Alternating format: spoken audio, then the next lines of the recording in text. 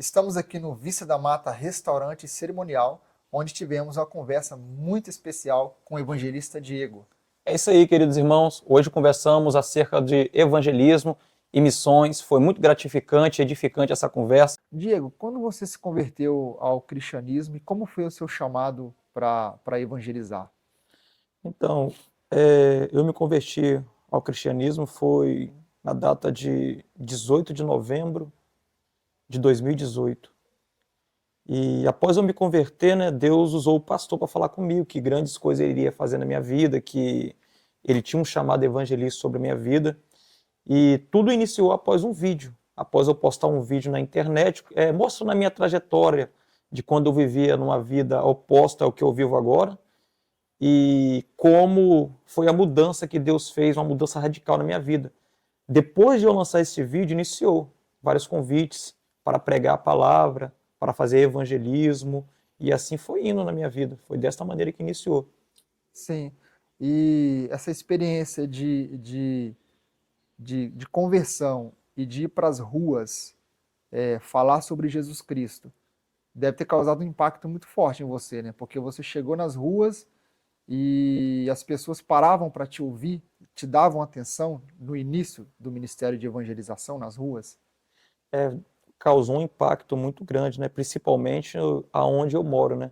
Sim, Quando eu comecei a pregar nas ruas, as pessoas quando me viam pregando não acreditavam em quem eles estavam vendo, entendeu? Ali pregando, ficavam assim, em choque, né? Uns apontavam, outros diziam que Jesus muda mesmo, entendeu? Eu já vi pessoas apontar para mim e falar, quem diria você? E foi um impacto muito grande, né? Quando eu comecei a evangelizar nas ruas, pregar a palavra do Senhor. sim. Hoje muitas pessoas acreditam no poder do evangelho, continuam pregando o evangelho, muitos pastores, muitos evangelistas, missionários, leigos também, que se dedicam à evangelização, principalmente ao evangelismo pessoal, que é, segundo muitos especialistas, o que dá muitos resultados para as igrejas, que são as pessoas, os membros das igrejas evangelizando, ganhando almas. Mas a gente vê também muitas pessoas negligenciando essa tarefa. Na sua visão, por que muitos crentes não evangelizam, não querem falar de Jesus? Ora, na minha visão, muitos crentes não querem falar de Jesus. Eu vou responder com a Bíblia. Bem disse Jesus lá em Mateus, capítulo 12, verso 34, que a boca fala do que o coração está cheio. E muitos que estão na atualidade estão cheios de si mesmos. E já dizia o apóstolo Paulo lá na sua segunda carta enviada a Timóteo, no capítulo 3, verso de número 2, que haveria muitos homens avarentos, presunçosos, soberbos, amantes de si mesmos, pessoas que, tipo assim, não tá nem aí para quem está lá fora, para os pecadores, eles estão interessados em si mesmos, estão cheios de si mesmos. Então, por este motivo, eu vejo nesta visão, entendeu? A pergunta que você me fez, né? Por que muitos cristãos não falam mais de Jesus? Sim. Você acha que no contexto que nós vivemos hoje, muitos cristãos têm vergonha de falar de Jesus Cristo? Será que isso é uma realidade mesmo? Tipo, algumas pessoas falam sobre outros assuntos, por exemplo, falam sobre o time de futebol preferido, falam sobre política, inclusive defendem direita, defendem esquerda, mas a gente percebe que muitos cristãos parece que não têm é, essa mesma vontade, essa mesma autoridade para falar de Jesus. Parece que há um medo, uma timidez. E você acha que isso é prejudicial para o avanço do reino de Deus? É prejudicial, com certeza, né? Porque falar de Jesus é falar da vida, é falar da salvação, é falar do caminho de vida eterna. E a verdade é que para nós, irmão, que falar de Jesus é falar de uma mensagem impopular. O que é uma mensagem impopular? Uma mensagem popular é uma mensagem que confronta o pecado, Sim. confronta o pecador ao arrependimento, não dá muitas agendas, não traz tanta popularidade. Infelizmente, muitos cristãos têm negligenciado essa mensagem impopular, que é a mensagem que tem que ser pregada. Mas o que eu vejo em muitos lugares, muitos cristãos preferem pregar mensagem popular. Aquelas mensagens que Deus vai dar vitória, que Deus vai te dar um carro novo, que Deus vai te dar uma casa, que Deus vai fazer tantas coisas, mas menos salvar você, libertar você, transformar você. Essa é a visão que eu vejo Sim, no evangelho atual, entendeu? sim, Muitos cristãos têm negligenciado falar do nome de Jesus. E é o nome sim, de Jesus que liberta, que transforma, que salva. sim. Então, olhando para o contexto brasileiro, olhando para as igrejas brasileiras, a gente sabe que muitas igrejas não investem em evangelização, muito menos em missões transculturais. Na sua visão, por que as igrejas, muitas igrejas preferem investir em festas, em estrutura física, mas parece que há uma espécie de negligência em relação a investimento em missões, sejam missões nacionais, transculturais. Dá para mudar isso? Olha, então, Jefferson, eu creio que dá para mudar. Só que eles não mudam porque não querem. Primeiro, inve- investir em missões transculturais, em evangelismo, não traz retorno financeiro. E o que traz retorno financeiro no tempo atual para as igrejas? Investir em pregador famoso, investir em cantores famosos. Por que traz retorno? Porque você investindo nessas pessoas, automaticamente, por onde eles passam, eles arrastam uma multidão. Então, trazendo uma multidão, automaticamente, é óbvio que vai render dinheiro. Sim, Então, por este motivo, na minha visão, eu vejo que eles não investem em missões transculturais nem em evangelismo por não trazer retornos financeiros. Então preferem investir em muitos pregadores e cantores que cobram valores exorbitantes, independente dos valores que eles vão gastar com eles, mas eles preferem investir nessas pessoas porque sabem que vai trazer retorno financeiro para eles. sim. Essa é a minha visão. Você acha que é um privilégio fazer parte da missão de Deus? É um privilégio nosso? Eu acho que é um privilégio, uma honra concedida por Deus, né? Fazermos parte da missão, né? Nós que verdadeiramente estamos aí dispostos a pregar o evangelho que confronta, o evangelho que liberta, o evangelho genuíno, porque muitos nos tempos atuais não querem mais pregar esse evangelho, como eu disse aqui no início, né? Mas eu acho que para nós é um privilégio muito grande que nós temos, né? E que Deus venha nos conservar com essa incumbência que foi otorgada sobre nós, de estarmos fazendo parte, né, da geração que faz a diferença. Diego, eu já vi vários vídeos seus na internet, Facebook, no Instagram, no YouTube também, onde você está pregando nas ruas, em bairros da Grande Vitória, bairros de Cariacica, Viana também. E eu sempre tive a curiosidade de saber qual foi a maior experiência que você teve nesses momentos de pregação na rua. Então, Jefferson, são tantas experiências que fica até um pouco difícil saber qual é a maior. Mas, pensando aqui, eu acho que a maior de todas as experiências que eu tive evangelizando na rua foi certo dia que eu fui pregar em um bairro de Cariacica, próximo a uma boca de fumo. E enquanto eu pregava, tinha uma jovem feminina, uma mulher, que estava nessa boca de fumo, fazendo comércio ilícito de entorpecentes. Enquanto eu pregava, ela estava com um copo de bebida grande na mão, bebendo, e eu pude perceber como a palavra teve um impacto de tal magnitude que de longe eu vi ela chorando. E na hora do apelo, foi algo muito emocionante, Jefferson. Na hora do apelo, quando eu fiz o apelo, essa jovem veio com um copo de cerveja, com um copo de bebida na mão, chorando, com dinheiro, chegava a estar caindo dinheiro pelo bolso.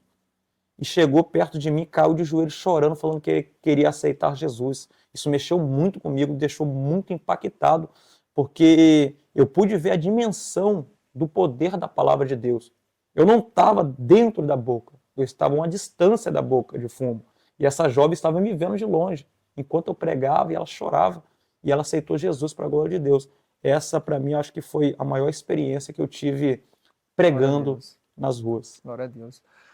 Diego, a gente sabe que a sociedade ela passa por vários problemas. E como você citou a questão da jovem, segundo alguns jornais, o suicídio é a segunda causa de morte entre jovens de 15 a 29 anos, entre jovens. E a gente percebe que muitos jovens, de fato, têm decidido se suicidar.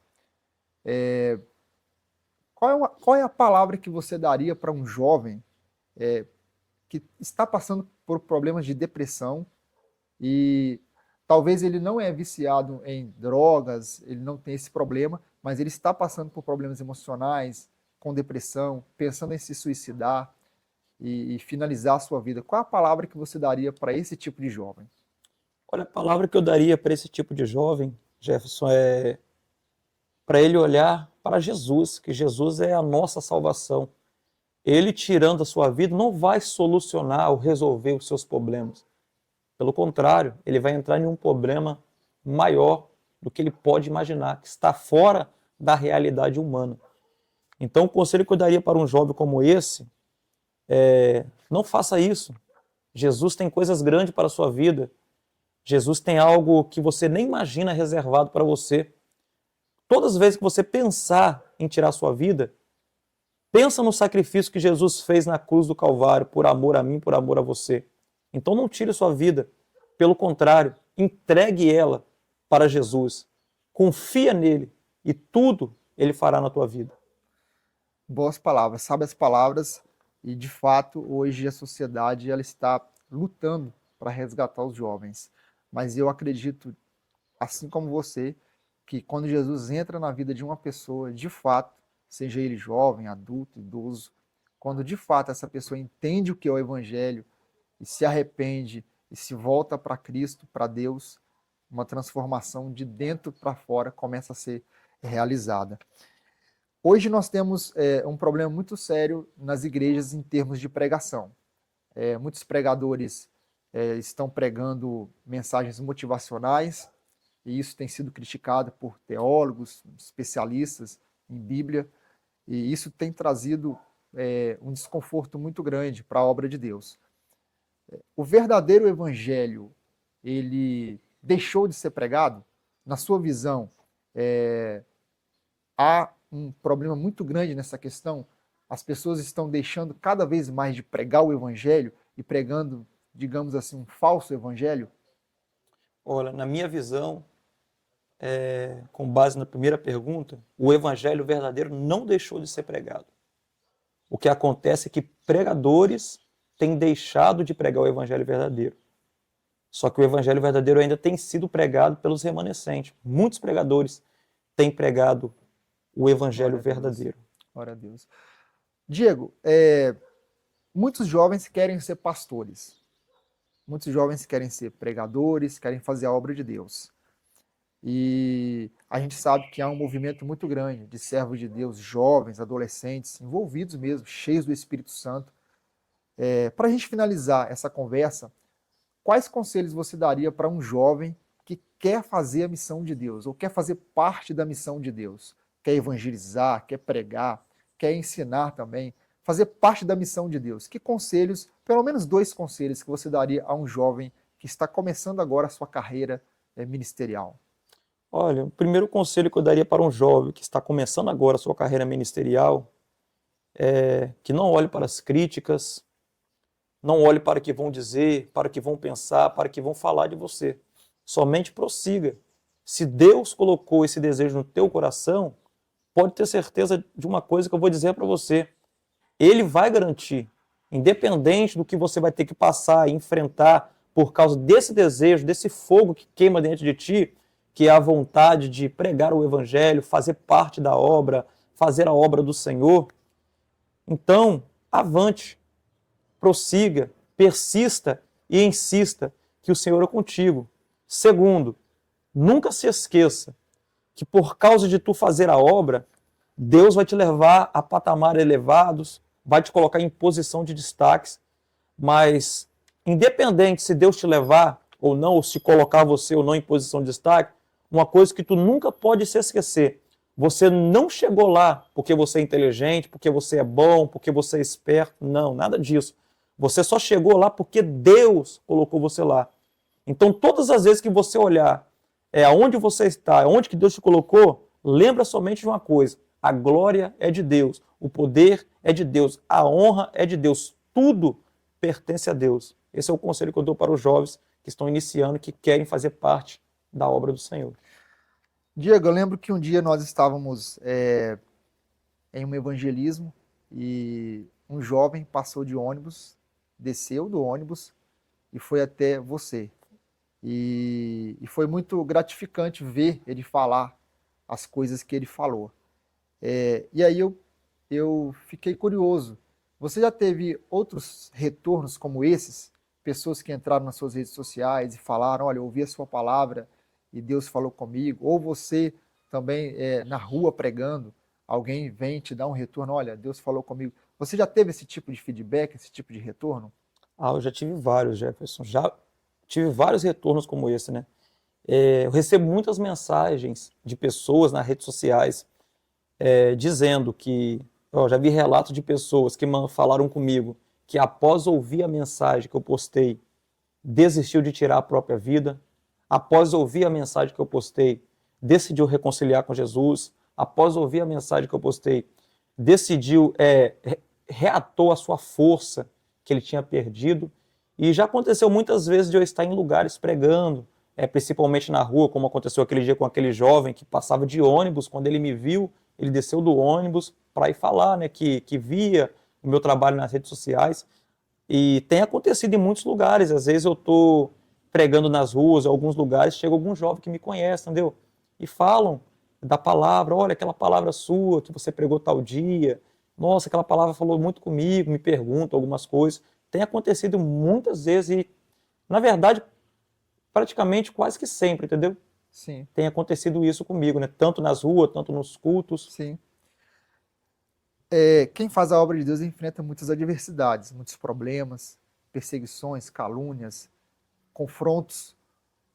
Para nós finalizarmos a nossa conversa, você pode dizer algumas coisas importantes para as pessoas que fazem a obra de Deus?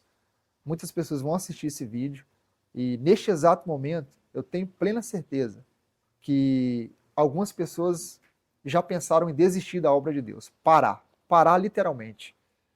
Você tem alguma palavra para elas? Olha, a palavra que eu tenho para essas pessoas, não pare. Por você fazer a obra de Deus, tu tem que entender uma coisa. Tu não está mexendo com seres humanos dessa terra. Tu está mexendo com seres celestiais, espirituais. Então tu tem que entender uma coisa. O apóstolo Paulo, ele escreveu lá na sua carta aos Efésios, no capítulo 6, verso 12, que a nossa luta não é contra sangue nem contra carne, mas sim contra principados, potestades.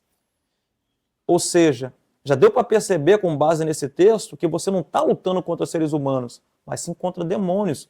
Então, por esse conflito contra eles, eles vão lançar setas sobre a vida de pessoas que vai se levantar contra você, que vai tentar contra você. Em que sentido que eles vão tentar com você? Vão vir com críticas, com palavras para baixar sua autoestima, vai tentar de todas as maneiras, porque você está em guerra com seres espirituais. Só que tu tem que entender uma coisa, tu não pode esquecer disso aqui. No meio dessa guerra que tu enfrenta contra seres espirituais, existe um ser espiritual mais poderoso do que esses seres que tu inventa, que tu enfrenta, que está nessa guerra com você. Então, entenda uma coisa, somente faça a obra de Deus. Enquanto tu confronta lá, de cara ele confronta por você, aquele confronto que vem de encontro contra você. Entenda uma coisa, o Senhor, ele pelejará por vós, e vós calarei. Então prossiga, insista, persista, que é o Senhor que guerreia essa guerra por você. Amém? Glória a Deus. Diego, foi muito bom, muito gratificante a nossa conversa. Eu oro para que Deus continue te usando e te leve muito mais longe do que Ele tem levado. Que seu ministério seja bem sucedido, sua família seja abençoada e que o nome do Senhor seja glorificado através da sua vida. Tá Amém, bom? irmão. Deus abençoe. Deus abençoe sua vida também. Amém. Prazer estar aqui, dando essa entrevista aqui.